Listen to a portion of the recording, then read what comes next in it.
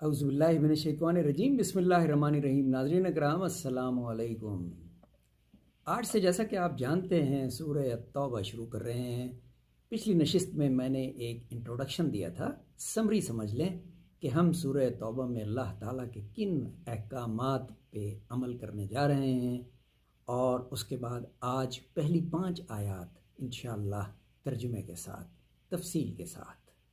سب سے پہلی بات تو یہ کہ اس سورہ کے شروع میں بسم اللہ الرحمن الرحیم نہیں لکھا گیا قرآن حکیم میں، اور نہ ہی پڑھا جاتا ہے۔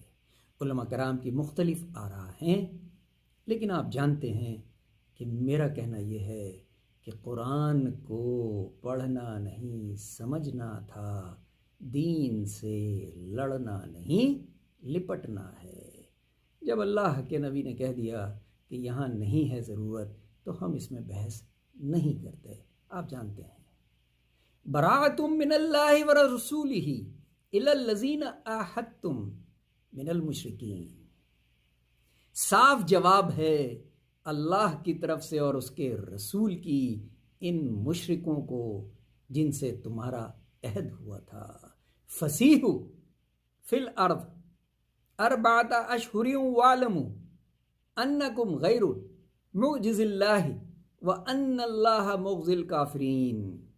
سو پھر لو اس ملک میں 4 مہینے اور جان لو کہ تم نہ تھکا سکو گے اللہ کو اور یا اس کے رسول کو، اور سنا دینا ہے اللہ کی طرف سے اور اس کے رسول کی لوگوں کو دن بڑے حج کے کہ اللہ الگ ہے مشرکوں سے اور اس کا رسول۔ سو اگر تم توبہ کرو تو تمہارے لیے بہتر ہے۔ اللہ تعالیٰ نے بارہا قرآن حکیم میں فرمایا کہ دل سے توبہ کر لو گے توحید کے علاوہ بڑے بڑے گناہ معاف کر دیے جائیں گے، چھوٹے بڑے گناہ معاف کر دیے جائیں گے، بس اللہ کے ساتھ کسی کو نعوذ باللہ شریک نہ کرنا۔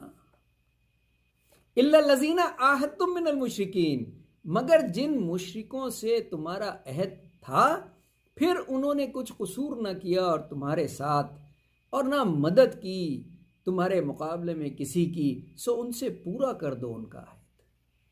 جن لوگوں نے عہد عدولی نہیں کی ان کا عہد پورا کر دو، لیکن خیال رہے کہ جن لوگوں نے تمہیں دغا دیا، دھوکہ دیا، ان کا عہد ان کے ہی پاس لوٹا دو۔